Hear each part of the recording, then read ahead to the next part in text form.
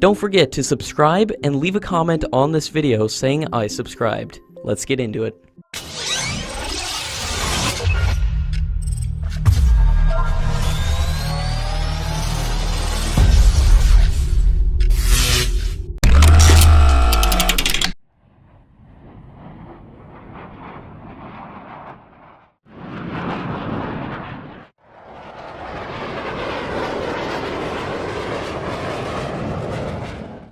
According to latest media reports, India has conveyed to Russia that it is ready to reconsider the co-development of the fifth-generation aircraft, if both the countries can arrive at a decision of appropriate cost-sharing of the project.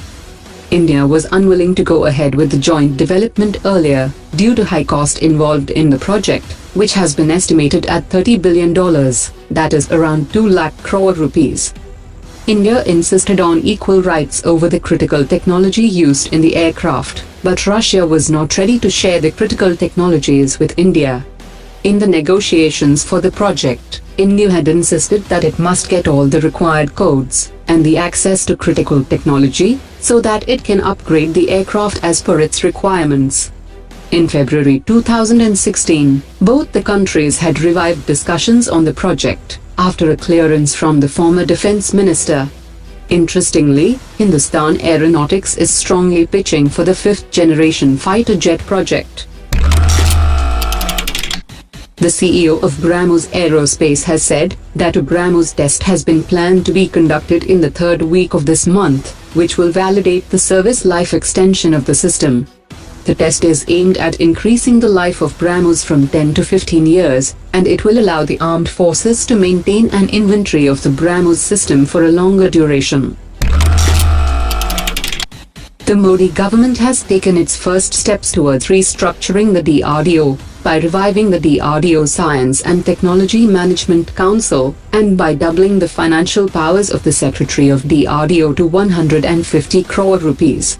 This high-power council will do a review of the functioning of all 42 laboratories of the DRDO.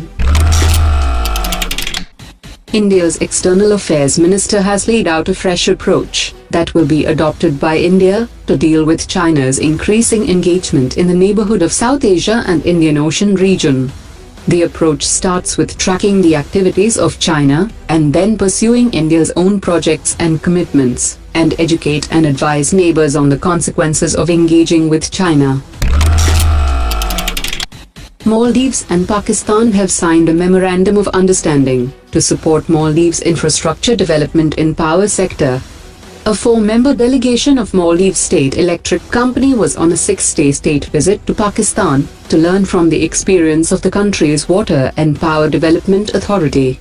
Meanwhile, India is preparing to bring back the 2 helicopters that it had gifted to the Maldives. US Secretary of Defense James Mattis has conveyed to the Indian Defense Minister that the decision to postpone the 2+2 dialogue at the last minute was not aimed at signaling a lower priority to the Indo-US relationship. James Mattis has confirmed that he plans to travel to India in early September, which is now likely to be the occasion when the 2+2 dialogue will be held.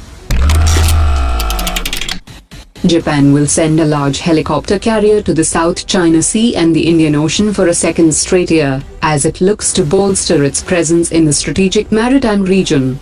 The 248-meter-long ship can operate several helicopters simultaneously and will make stops in India, Sri Lanka and Indonesia.